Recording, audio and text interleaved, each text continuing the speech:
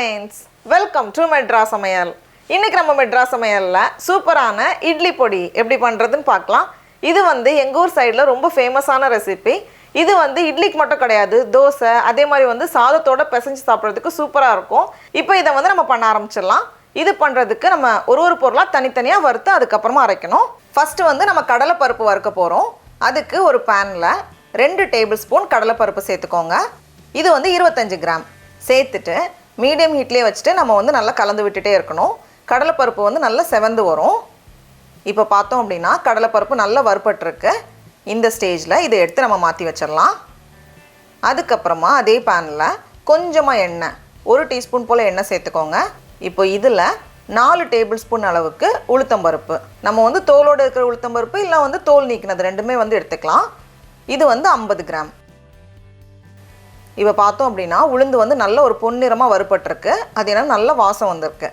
இப்போது இதையும் எடுத்து நம்ம மாற்றி வச்சிடலாம். இதே பேனில் மறுபடியும் கொஞ்சம் எண்ணெய் மீதி இருக்கும். அதில் வந்து 2 டேபிள் ஸ்பூன் மல்லி அதை சேர்த்துட்டு நல்லா கலந்து விட்டுட்டே இருக்கலாம்.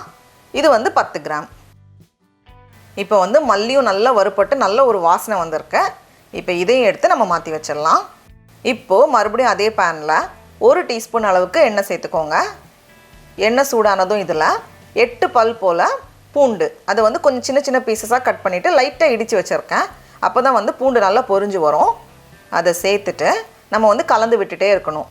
கரிஞ்சிடக்கூடாது, கரிஞ்சிடுச்சுன்னா கசக்கிற மாதிரி இருக்கும். அதனால் வந்து நம்ம கலந்து விட்டுட்டே இருக்கணும். லைட்டான ஒரு கோல்டன் ப்ரௌன் கலர் வரும். இப்போ பார்த்தோம் அப்படின்னா பூண்டு நல்லா வறுபட்டு ஒரு கோல்டன் கலர் வந்திருக்கு. இந்த ஸ்டேஜில் அந்த பூண்டை மட்டும் எடுத்து நம்ம வெளியே வச்சிடலாம். மீதி வந்து எண்ணெய் அப்படியே இருக்குது. இந்த எண்ணெயில் நான் வந்து 3 சின்ன துண்டு கட்டி பெருங்காயம் எடுத்திருக்கேன். இது வந்து கிட்டத்தட்ட 3 கிராம். நம்ம வந்து தூள் பெருங்காயம் சேர்க்குறோம் அப்படின்னா நம்ம வந்து கடைசியாக சேர்த்தா போதும். இதை வந்து நம்ம எண்ணெயிலே நல்லா பொரிய வச்சு எடுக்கணும். இந்த மாதிரி நம்ம அழுத்தி விடுறப்போ நல்லா எண்ணெய் இருக்கிற இடமா பார்த்துட்டு நல்லா அழுத்தி விடுறப்போ நல்லா பொரிஞ்சு வரும். எப்போவுமே வந்து கட்டி பெருங்காயம் சேர்க்கும் போது நமக்கு வந்து இன்னும் நல்ல வாசம் கொடுக்கும். இந்த மாதிரி நல்லா வறுபட்டாச்சு. இப்போ இதையும் எடுத்து நம்ம மாற்றி வச்சிடலாம்.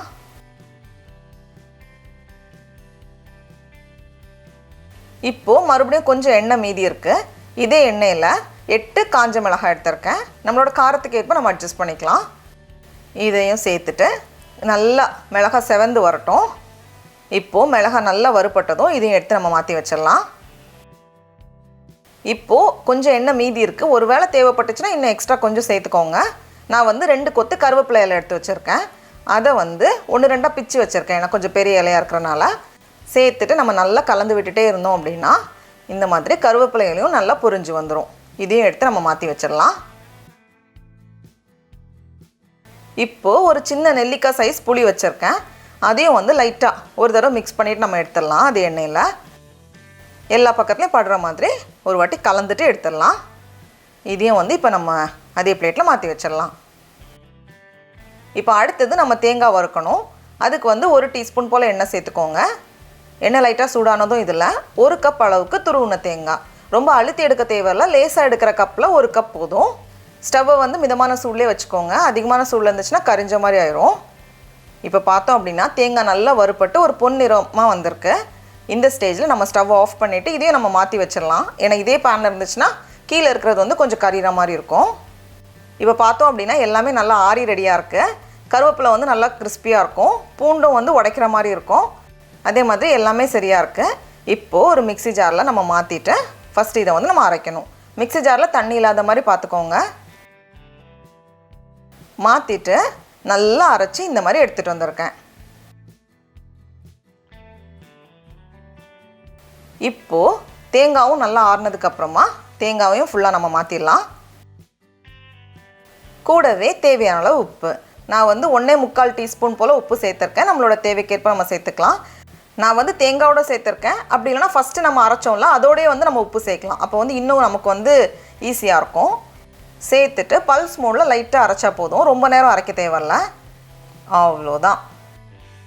டடா, நம்மளோட இட்லி பொடி சூப்பராக ரெடியாக இருக்குது. இப்போ இதை நம்ம டேஸ்ட் பண்ணி பார்க்கலாம். அப்படியே பஞ்சு போல் இட்லியை பிச்சு நம்ம வந்து அப்படியே அந்த பொடியில் தொட்டுட்டு சாப்பிடும்போது அவ்வளோ சூப்பராக இருக்கும். நீங்களும் கண்டிப்பாக இந்த பொடியை வீட்டில் செஞ்சு பாருங்கள். உங்களுக்கு இந்த வீடியோ பிடிச்சிருந்துச்சுன்னா மெட்ராஸ் சமையலுக்கு சப்ஸ்கிரைப் பண்ணுங்கள். நாவின் சுவை எறும்புகள் மலரட்டும்.